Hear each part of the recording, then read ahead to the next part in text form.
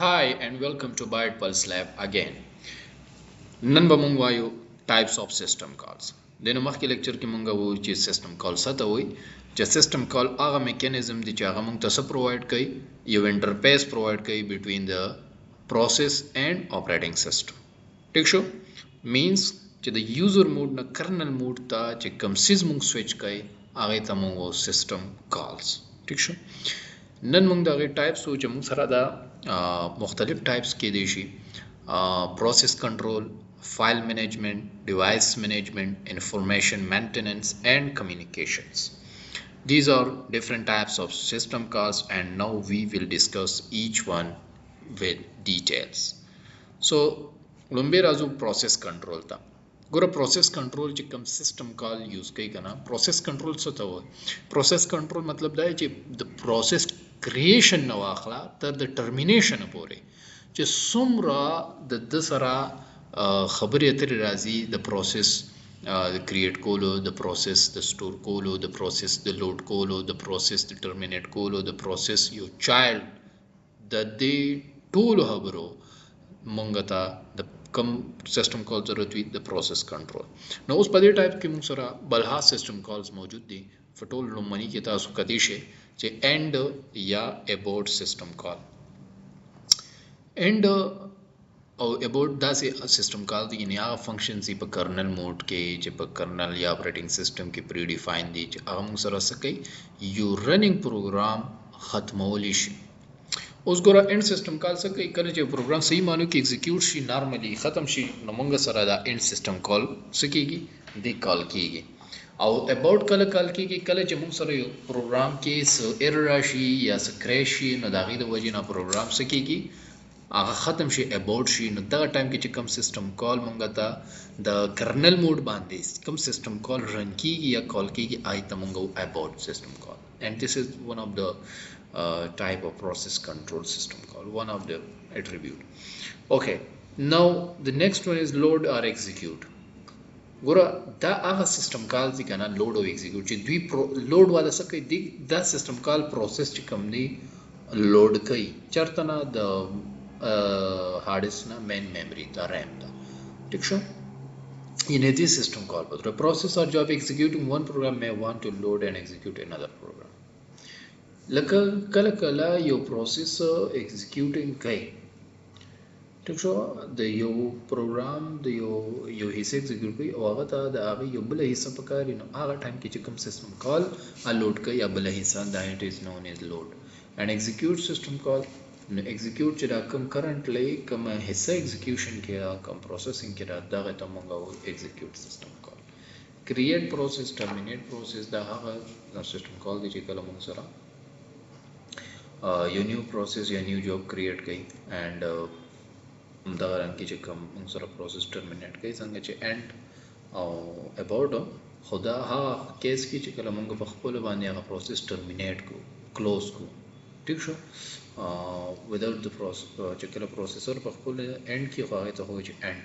او چې کله موږ هغه terminate کو let's suppose your process تا create کو and on that time you finish it so the system calls usually called is known as terminate process. Bemusrazi get process attribute set process attribute if we create any job or process we should able to control its execution ګور کله چې موږ یو process create کو کنه نو هغه پروسس دغه بیا ټول اټریبیوټ سیټ کول او دغه پوره ایگزیکیوشن کول دغه ټول موږ سره په سکه راځي دغه موږ سره راځي په سیستم کالز په تھرو باندې او دغه ایگزیکیوشن سو کنټرول کوي موږ سره get process attributes and set process attributes then علاوه موږ سره راځي wait time یعنی موږ سره چې کله after creating new job or process we may need to wait for them to finish their execution څه مطلب شو کله تا یو process create کړ ټیک شو نو بیا به دغه process چې creation نو واخله تر د final یا د finish پورې د execution پورې بیا څه کیږي waiting ولې کیږي ځکه چې ترڅو یو پروسس د کریشن ما تر څو ایگزیکیوټ شوی نه وي دی به رن کې ځای نیسي نو دغه ټایم کې چې موږ سره کم سیسټم کال په یوسیج کې راځي نه آی ته موږ سو ویټ ټایم یعنی مین د خبره دا دی چې ګوره دا ټول هغه سیسټم کال دی چې کوم موږ سره د پروسیس کنټرول حصہ ده او د پروسیس کنټرول اټ از ا ټایپ اف سیسټم کالز ان وچ all these are used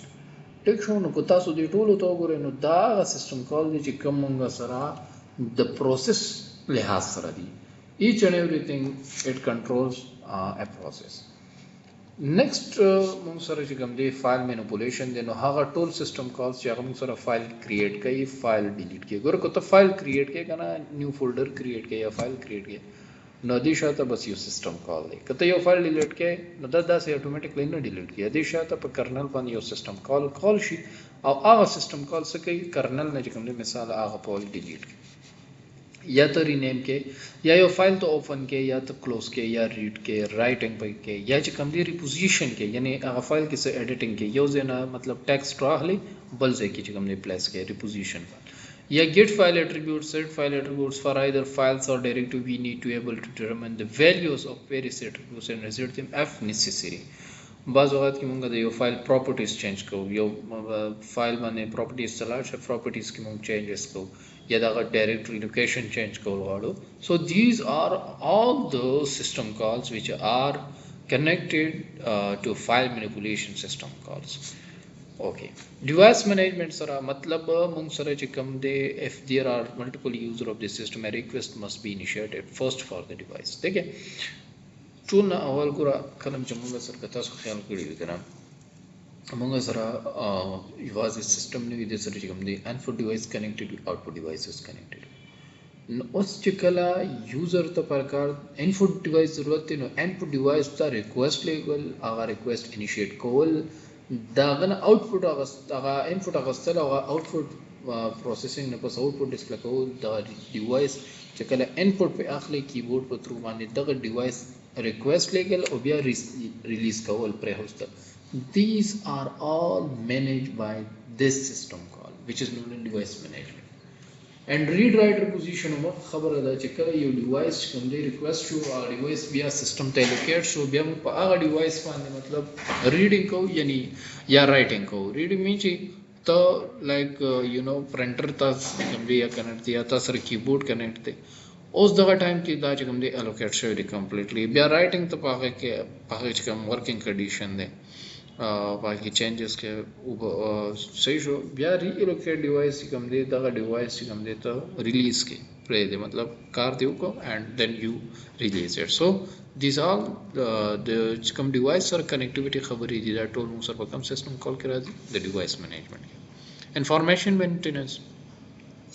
نو دا هغه سیستم کال دی چې په دې کې موږ سره اټ هینډلز انفارمیشن اینڈ اټس ټرانسفر بټوین د اپریټینګ سیستم اینڈ د یوزر پروګرام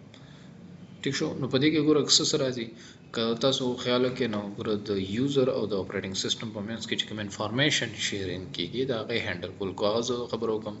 چې ټایم سیټ کول یوزر ټایم سیټ کوي نو یا ډیټ سیټ کوي نو اوس اپریټینګ سیستم سره دغه انفارمیشن چې کوم دی برقرار ساتل لکه تاسو ورته تاسو چرته اوسه پر خپل وینډو یوز کوي تاسو خپل ټایم نه سیټ کړئ مې بي بٹ it's automatically set that time according to the region of the user take sure so why because it happens from the information maintenance system call communication these types of system calls are especially used for inter-process communication gora moong sar ka create the ka delete the ka send the ka receive the ka the tool system call موږ سره سره پر استعمال یې کمیونیکیشن پر کمیونیکیشن د س د پر کمیونیکیشن چې کله موږ سره ملټي پروسیسینګ کیږي کنه موږ سره د یو نه سیوا پروسیس دا ټیم کې ایگزیکیوشن کوي نو بیا د هغه پروسیس مینس کې کمیونیکیشن ډیر زیات ضروری دی خو هغه موږ سره کمیونیکیشن کول واړي نو هغه کمیونیکیشن بیا د سپترو کې د سیستم کالز which is known as communications ٹھیک شو اوکے so then first we have Saraji very important topic interrupts and I hope up to this types of system calls but also clear we कदी किस्म मसला भी है तासु कमेंट कोली शे इंशाल्लाह और further discuss को इंशाल्लाह नेक्स्ट वीडियो के होगा इंटरफ एंड टाइप्स ऑफ इंटरफ डिस्कस को दल्ली अल्लाह पामा